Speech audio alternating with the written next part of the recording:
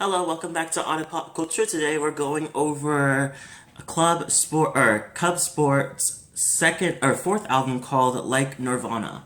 So I love Cub Sport. I think they're amazing. I think the lyrics and a lot of their songs are so much just has so much soul and heart into it and so much vulnerability. I just think it's insane. So I also feel like they've over time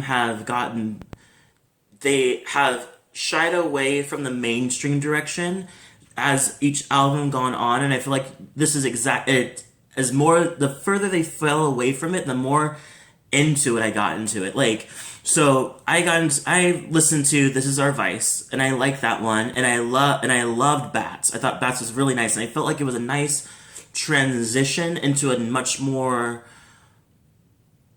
deeper meaning of things, because I know for sure that Tim Nelson, which is the producer and writer for the group, pretty much came out at that year and as gay, and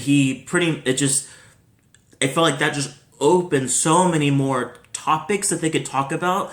And so when Cub Sports, a self-titled 2019 album came out, which I also reviewed, if you want to check it out, it's in my little it's in my other videos. But I so going to that one, I definitely felt a different pull of gravity going from with their sound and everything, and still staying on their own shit, but like giving you a different direction and more vulnerability, more actual story than they had before. They had some before, but they definitely went in deep. And I feel like they just got even deeper with like Nirvana. Such a delicate song, like delicate and beautiful album. I feel like it just every bit of word that he says is so easily just you don't really hear much people put themselves out there that deep, and it's very hard to be that vulnerable throughout the whole album. The whole album he's vulnerable and not like and just has no and it's just there's no fear in it at all. Like it just feels like it's second nature to him in this way. So in the first, like for example, the intro pretty much is just him repeating "I love you, I love you, I love you, I'd die for you" over and over again, and it's just like it's repetitive at first, but then you think about it, you're like, oh, you're just giving us every bit of yourself in this. This is an intro saying that I'm going in all the feelings that I feel and let my love just be completely on the floor. And you feel that as you go on. Like one of my favorite songs, Confessions, which is I feel like most of his songs. I feel like Confessions is very poetic. It doesn't even feel like a song. It feels like a poem mixed like a slam poetry with music in the background, and I think it's so beautiful. And he toes that line. They toe that line between like it's poetry, it's an actual song, and it just kind of mingles. It just goes through in and out of it, and I think it's so beautiful. One of the things he says, the truth is I've fallen into another trap of who I think I'm meant to be.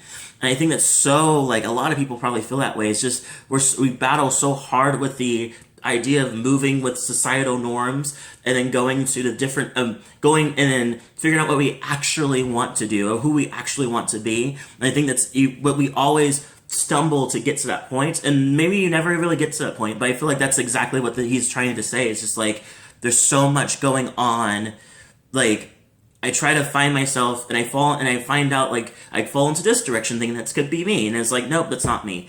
Go in this direction, that could be me. Nope, it's not me either. Like, you just have to keep finding yourself. Another song I really like is I Feel Like I'm Changing, which is one of their singles, and one of the things he talks about, which is I can definitely, like, relate to, he says, I used to hate these mismatched houses, and now they make me smile. Because there's something in the air around here. Maybe it's like flying in and out nonstop for a year. And I think that's had to do with his hometown. Maybe his hometown he didn't really care for. He looked at it like a lot of people, like especially a lot of queer members, like, they look at their hometowns like, this sucks. I need a better place that's a little more open, a little more, because we usually come from a more conservative direction. So, but now he comes back to it, and being away for so long is just like, oh, I actually appreciate the quirkiness of this place. Like, I appreciate the weird places, or the parts I don't hate, actually kind of appreciate, or take in and come to terms with, Be Your Man is very interesting. I love that song. I love the song. It's another insecurities that he just lays on his fucking table, and I think it's nice. He says, sometimes sometimes my truth feels like a lie, but sometimes sometimes I don't know what's behind my eyes. I feel like what he's saying in that direction is that sometimes things feel so good it cannot be true. It must not be true. It's all must be fake, because everything's happening so nicely. And he says, and I feel like what he's saying is that his insecurities about being the perfect partner for his partner is weighs on his shoulders a lot, and he tries his best to be the best partner he can be. And he does have insecurities that he may not be that person, or he may slip up, or something might happen, the other shoe may fall, but yet he still holds on. He still says, I'm still going to be here, but those are my thoughts all the time. Break Me Down featuring Mallrat. It's great to see them collaborate again. I love this one because I feel like it pretty much says, it goes on with Being Your Man. It's just like, I wish I could dig deeper to give you more of me. Pretty much saying, like, I wish there was more. Obviously, he doesn't feel like he's giving his all to his partner, so he feels like, I need to give you more. I want to figure out how to give you more so you can see me more clearly. So he says, come on, break me down until I tell you that I've been found. While Mallrat harmonizes in and out and then has her own verse. But I feel like that. He just wants to be vulnerable so he can show everything about every piece of him to this partner. Saint is a very beautiful song, and he just so relatable. He says, so many years spent longing for approval from these men. Dear God, sorry that I'm me. Sometimes I don't want to be. So I'm lying here crying, begging you to change me. I think that's so interesting. I think it's pretty much talking about the direction that a lot of queer people are being put in. And definitely in that time, especially with a lot of religious, we live in a huge religious world. And so in that world, a lot of Christianity or what's the word?